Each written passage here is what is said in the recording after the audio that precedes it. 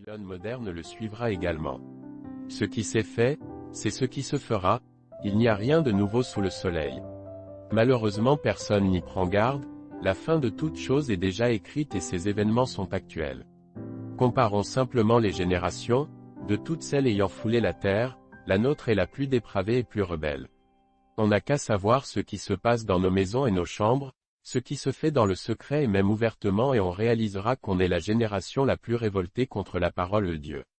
Se rebeller contre Dieu c'est aussi, dans nos paroles que dans nos pensées et dans nos actes. Un événement le fera paraître publiquement, et nous voulons vous en parler, afin que chacun sache dans quel temps nous sommes. Cependant un document complet sur lui sera rédigé. Avant l'apparition publique de l'Antéchrist, plusieurs événements auront lieu, on abordera le sujet sur ces événements une autre fois.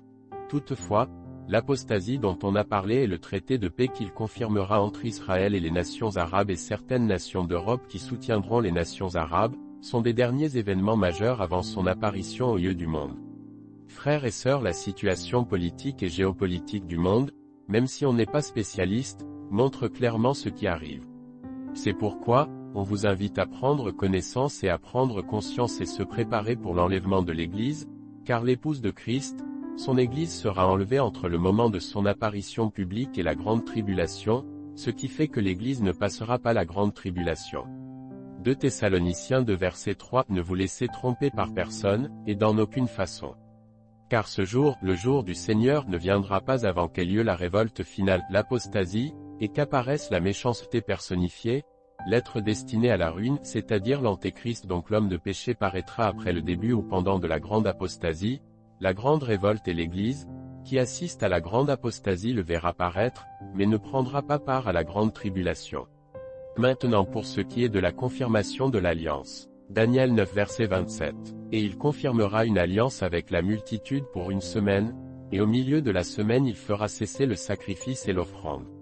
Version Darby. Autrement dit, il y aura déjà une alliance au préalable, et lui il viendra la confirmer, ce qui fera que pour la première fois, depuis des années les nations arabes et Israël cohabiteront en paix. C'est alors que Israël verra en lui leur Messie. Les nations verront en lui un homme providentiel, un sauveur celui qui les confortera dans leurs désirs charnels, et qui leur expliquera mensonge ce qui s'est passé sur la disparition des disciples de Jésus, cependant l'Église reconnaîtra l'Antéchrist quand il apparaîtra publiquement. N.B. Une semaine en langage prophétique veut aussi dire 7 ans, soit un jour égale un an. Pourquoi l'alliance de paix et pourquoi il sera vu comme le Messie par Israël, la guerre de Gog et Magog communément appelée. Ézéchiel 38 et 39. Il faut comprendre dans quel contexte et quelle période dont il est question.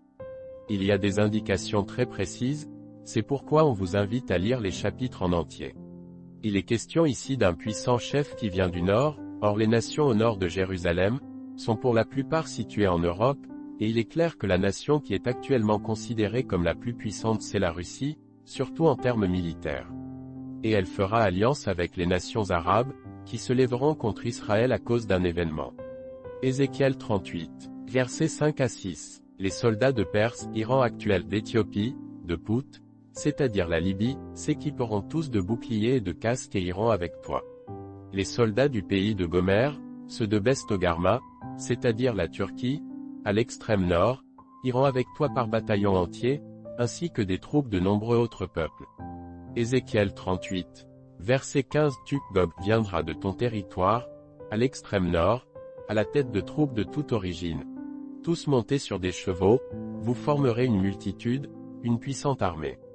Quand on observe la carte, les pays de l'extrême nord, sont des pays d'Europe, et comme identifiés sur une carte, Gomer et Bestogarma, c'est-à-dire la Turquie actuelle est bien à l'extrême nord, pareil que la Géorgie, le Kazakhstan etc. Cependant on voit également la Russie. Or militairement, la Russie est un chef, un grand en Europe et vu le contexte actuel, il ne peut s'agir que de la Russie, ce chef puissant qui vient du nord avec ses alliés et faire alliance avec les pays autour d'Israël, notamment les nations arabes, et la Perse, c'est-à-dire l'Iran, est bien identifié. L'Iran est une nation arabe, ils ont clairement menacé Israël, que le jour où Israël les attaquera, ils vont effacer Israël de la carte en moins d'une semaine. L'Iran et son programme nucléaire posent toujours problème. Israël de son côté possède des têtes nucléaires, plus d'une centaine, et a déclaré publiquement que par tous les moyens ils empêcheront l'Iran de se doter de cette arme. N'oublions pas que l'Iran menace Israël de la faire disparaître de la carte en moins d'une semaine, et l'appelle le pays à une bombe, dans le sens où une seule bombe les effacera de la carte. Il est clair que c'est seulement avec une arme de destruction massive qu'ils peuvent le faire, une arme comme une bombe nucléaire. Ces informations sont disponibles sur Google. Voici ce qu'on pense: le programme nucléaire iranien n'aura pas tout de suite une issue favorable. De plus, ils pourront faire comme la Corée du Nord et le Pakistan qui officiellement ne produisaient pas d'armes nucléaires, mais qui le faisaient officieusement. L'Iran pourrait bien le faire, et Israël avec leur technologie et l'appui de l'allié américain pourrait bien découvrir le plan et bombarder les sites de production, ce qui entraînera une guerre ouverte entre les deux. Ils auront attaqué le programme nucléaire iranien. Et on sait tous que les relations entre la Russie et les alliés des Américains et les Américains eux-mêmes ne sont pas très tendres, et que les sanctions américaines en l'encontre de l'Iran à cause de son programme fera que l'Iran pourrait se tourner vers la Fédération de Russie et ses alliés arabes, surtout celle autour d'Israël. N'oublions pas la première guerre israélo-arabe, la guerre des 6 jours. L'ami de mon ennemi est mon ennemi, et l'ennemi de mon ennemi pourrait être mon ami. En conclusion, la Russie pourrait très bien soutenir les nations arabes, déjà que la Russie a de meilleures relations avec les nations arabes. Ils seront amenés à faire une coalition et monter sur Israël pour les attaquer tel que le révèle la parole de Dieu comme il est écrit, en réponse à l'attaque d'Israël. Aussi, il faut noter dans ces passages, que la Bible part des temps lointains, où le peuple d'Israël était dispersé dans des nations étrangères et Dieu les a refait venir. Ézéchiel 38 verset 8. Bien plus tard, après des nombreuses années, je te chargerai, Gog, d'envahir Israël. Ses habitants, après avoir survécu à la guerre, auront quitté les divers pays où ils se trouvaient, et seront rassemblés sur les montagnes d'Israël restées longtemps à l'état d'abandon. Après la révolte contre les Romains entre 66 à 70 après Jésus-Christ, le peuple d'Israël a été dispersé dans le monde entier. Cependant le 14 mai 1948, David Ben-Gourion a déclaré l'indépendance d'Israël et Israël est redevenu une nation, invitant ainsi le peuple dispersé dans le monde entier à rentrer chez lui. Et en 1967 ils ont récupéré la vieille ville de Jérusalem totalement et en la déclarant comme capitale indivisible d'Israël. Or jusqu'à ce jour, on n'a pas encore assisté à cette guerre décrite dans Ézéchiel 38 et 39, donc c'est pour le futur. Et nous sommes aujourd'hui plus proches de cet événement que jamais. Regardons nous-mêmes ce qui se passe actuellement. Lisez attentivement ces 2 chapitres et vous comprendrez. L'issue de ce conflit est déjà rédigée, tandis qu'Israël sera attaqué, c'est Dieu lui-même qui interviendra et devant le monde entier, ils verront comment les armées montées contre Israël vont s'entretuer elles-mêmes, ils seront dans la confusion et une épidémie va les décimer. Dieu s'arrangera à bien le faire comprendre, que c'est lui qui interviendra et le monde le verra et le saura. Les médias du monde entier seront là-bas pour couvrir l'invasion de ces nations contre Israël. Ézéchiel 38 versets 22 à 23. Je te condamnerai, Gog, à subir des épidémies de peste et des massacres. Je ferai pleuvoir sur toi, sur ton armée et sur tes nombreux alliés des torrents de pluie et de grêle, accompagnés de soufre enflammé. Ainsi je montrerai à toutes les nations que je suis vraiment Dieu et elles seront convaincues que je suis le Seigneur. Cet événement fera maintenant paraître l'homme de péché, qui fera croire que c'est lui qui a fait ces signes et confirmera l'alliance de paix qu'Israël et les nations arabes auront signée. Alors Israël verra en lui son Messie car cette alliance de paix leur apportera la paix qu'ils cherchent depuis des milliers d'années. Les armées montées essuieront une lourde défaite et ça créera les troubles parmi elles. Les hommes des nations elles-mêmes seront dans le choc en assistant à ça, une chose jamais vue. On vous laisse imaginer comment les gens seront. Comparé à ça, le coronavirus est bien moindre. Les nations autour d'Israël, c'est-à-dire les nations arabes, seront dans la crainte, car ils auront vécu ce qui venait de se dérouler sous leurs yeux. Ils seront tous contraints de signer, c'est-à-dire les nations arabes, les pays occidentaux et la Russie, un accord de paix avec Israël pour qu'il n'y ait plus jamais ce à quoi on vient d'assister pour un semblant de paix. Et l'Antéchrist, comme on l'a dit plus haut, viendra confirmer cette alliance, et montrera qu'il est le Messie d'Israël, le leader des nations et le Mahdi des musulmans, car il sera comme celui qui vient mettre fin aux guerres et aux conflits, à la famine, à la pauvreté, place à la paix et à la sécurité. L'accord de paix entre Israël et les nations arabes fera qu'Israël récupérera une partie du mont du Temple à Jérusalem, à côté du dôme du rocher et ils pourront ainsi reconstruire le troisième temple et pouvoir recommencer le service, le Messie sera bien là. Aujourd'hui, l'Institut du Temple, un organisme en Israël qui s'est donné mission de refaire tous les ustensiles et les objets qui étaient dans le temple de Jérusalem, identiques à ceux du premier et deuxième temple, tout a déjà été refait, ainsi que les plans du temple, la maquette et même la carrière d'extraction des pierres de construction et des briques cachères, sont déjà disponibles. Il ne manque que le temple pour recevoir les objets. Pareil pour les sacrificateurs, ils sont actuellement une centaine de la tribu de Lévi et de la lignée de Aaron à suivre des formations sur la pratique du sacrifice dans le temple. En Israël en ce moment, l'état d'esprit qui règne est celui de l'attente de la venue de leur Machia, en hébreu, c'est-à-dire le Messie, le Christ en grec et de la reconstruction du troisième temple de Jérusalem. Et même la génisse rousse, cette vache qui servait à la purification des sacrificateurs est déjà là, ils ont un élevage de génisses rousses, ainsi que les vêtements du grand prêtre et des prêtres. Ces informations sont consultables sur Google et le site internet templeinstitut.org. 3 ans et demi plus tard ou 1260 jours plus tard après la fausse paix, il brisera cette alliance et il se fera adorer dans le temple, se faisant lui-même Dieu, et là les Juifs se rendront compte que ce n'est pas le Messie, mais un imposteur, car il violera une loi sacrée pour les Juifs, se proclamant lui-même Dieu, mais l'Antéchrist. Alors, ils comprendront que le Messie, Jésus-Christ en qui ils n'ont pas cru et qu'ils n'ont pas reconnu était bien le Messie. Et là commencera la deuxième partie de la grande tribulation, les 3 dernières années, tandis que l'Église aura été enlevée. Jean 5 verset 43, « Je suis venu de la part de mon Père et vous refusez de me recevoir. Mais si quelqu'un vient de sa propre autorité vous le recevrez. » Cette parole prend tout son sens, effectivement, l'Antéchrist viendra en son nom, et non celui de Dieu, les miracles et les signes se feront par la puissance de Satan. Il faut savoir que les Juifs n'ont pas reconnu en Jésus-Christ de Nazareth leur Messie, au contraire, ils l'ont vu comme un imposteur. Voyez seulement comment même aujourd'hui ils parlent de lui, ils le considèrent comme un être orgueilleux, car pour eux il s'est fait égal à Dieu.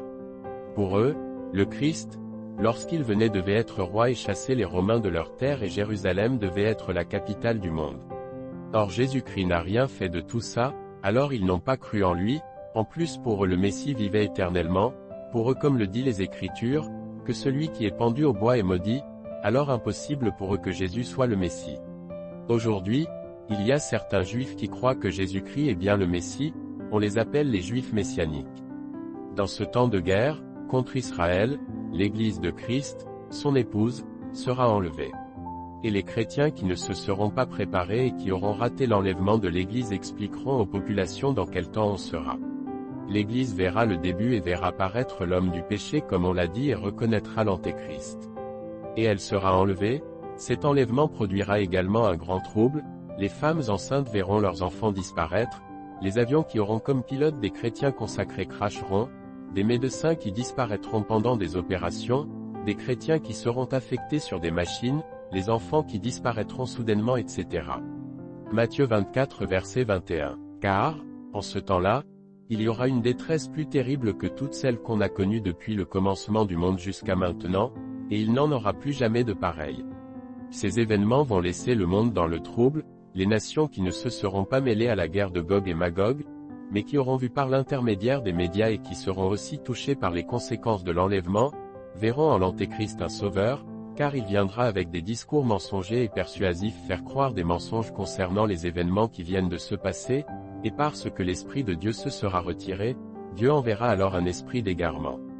2 Thessaloniciens 2 versets 10 à 11. L'Antéchrist usera du mal sous toutes ses formes pour séduire ceux qui vont à leur perte. Ils se perdront parce qu'ils n'auront pas accueilli ni aimé la vérité, Jésus-Christ qui les aurait sauvés. Voilà pourquoi Dieu leur envoie un esprit ou encore une puissance d'égarement qui les pousse à croire aux mensonges. Du coup, les mensonges de l'Antéchrist, accompagnés de prodiges seront perçus comme la vérité, alors les chrétiens qui auront raté l'enlèvement, essaieront de faire comprendre aux gens que ce sont des mensonges, ils se feront alors les ennemis de l'Antéchrist et de ses fanatiques, c'est alors que les parents livreront leurs enfants, les amis se livreront également et les chrétiens restés, seront en grande partie massacrés lors de cette tribulation. Matthieu 24 verset 9. Alors, on vous livrera pour vous tourmenter et on vous mettra à mort. Toutes les populations vous détesteront à cause de moi. c'est à cause des chrétiens que tous ces malheurs arrivent. Ils parlent de Jésus, ils disent que notre Sauveur c'est l'Antéchrist, tuons-les simplement, c'est ainsi qu'ils parleront. Il se fera connaître clairement, dans les premières années 3 ans et demi, il s'établira à Babylone, d'où l'occupation partielle de cette zone, il viendra bâtir ses quartiers généraux, et aura son siège et sa place dans les grandes organisations telles que l'ONU, le Parlement européen etc. Et le monde connaîtra une paix, une sécurité et une prospérité sans précédent. 1 Thessaloniciens 5 verset 3. Quand les gens diront « Tout est en paix et en sécurité », c'est alors que, tout à coup, la ruine s'abattra sur eux, comme les douleurs de l'accouchement surprennent une femme enceinte. Personne n'y échappera, après cette paix et cette prospérité que connaîtra toute la terre repartie en 10 régions, il brisera l'alliance qu'il aura confirmée comme on l'a dit plus haut, un événement fera qu'il brise cette alliance, étant donné que c'est un homme, il se fera assassiner en pleine ville de Jérusalem, probablement par une personne qui n'aura pas accepté le fait qu'il concède à Israël une partie du mont du Temple, vous-même vous voyez les multiples attentats qu'il y a lieu dans les villes en Israël par des Arabes. Apocalypse 13 verset 14. Elle, c'est-à-dire la deuxième bête égare les habitants de la terre par les signes impressionnants qu'on lui donne de réaliser en présence de la première bête, c'est-à-dire l'Antéchrist. Elle persuade les habitants de la terre de faire une statue en l'honneur de la bête qui, blessée par l'épée, a repris vie. Apocalypse 17 verset 8. La bête que tu as vue était autrefois vivante mais elle ne l'est plus, elle va monter de l'abîme, mais pour aller à sa perte. Les habitants de la terre, dont le nom ne se trouve pas inscrit depuis la création du monde dans le livre de vie, s'étonneront en voyant la bête, en effet, elle était autrefois vivante mais elle ne l'est plus, et elle reparaîtra. Version Bible en français courant. NB, la première bête, ici c'est l'Antéchrist, il mourra et ira dans l'abîme, mais par la puissance de Satan, il reviendra. Sous une autre forme, et cela surprendra les gens qui auront rejeté Jésus et sa grâce, qui seront alors sur la terre pour assister à tout ça et la deuxième bête, c'est le faux prophète. Alors il reviendra d'aussitôt à la vie et lorsqu'il reviendra à la vie par la puissance de Satan, il sera alors un être hybride et fera cesser l'alliance, et ira s'asseoir dans le temple de Jérusalem, dans le Saint des Saints et se fera lui-même Dieu. Alors comme on l'a dit Israël le verra sous son vrai jour et le faux prophète dira aux hommes de la deuxième bête, reçut le pouvoir d'animer la statue de la première bête, afin que cette statue puisse parler et faire exécuter tous ceux qui ne se prosterneraient pas devant elle. On sera là dans la deuxième partie de la grande tribulation, et aussi la colère de Dieu s'abattra maintenant sur la terre. Il y aura des persécutions, la marque de la bête sera maintenant obligatoire. Satan et ses démons seront chassés du ciel, et habiteront maintenant sur cette terre, Babylone, la cité reconstruite sera leur quartier général, Babylone la prostituée. Actuellement, Satan a établi son QG entre notre ciel et le ciel de Dieu, c'est-à-dire le deuxième ciel, où se trouvent les étoiles et les astres, mais ils seront chassés et viendront établir leur nouveau QG sur terre, à Babylone. Les blasphèmes dont vont se rendre coupables les hommes en ces temps les condamneront aussi pour toujours. N'oublions pas que le Saint-Esprit se sera retiré. La question sur le retrait du Saint-Esprit en ce temps fait beaucoup débat, mais nous disons ceci, à la lumière des Écritures, le Saint-Esprit sera bien parti en même temps que l'Église, mais il effectuera encore un peu son œuvre de conviction.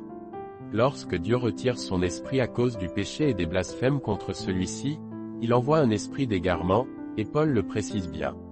2 Thessaloniciens 2 versets 10 à 11. Il usera du mal sous toutes ses formes pour séduire ceux qui vont à leur perte. Ils se perdront parce qu'ils n'auront pas accueilli ni aimé la vérité, c'est-à-dire Jésus-Christ, qui les aurait sauvés. Voilà pourquoi Dieu leur envoie un esprit, ou encore une puissance d'égarement qui les pousse à croire au mensonge. Dieu leur envoie un esprit d'égarement, ou de trouble du fait qu'ils aient rejeté sa grâce, Jésus-Christ qui leur donnerait également le Saint-Esprit.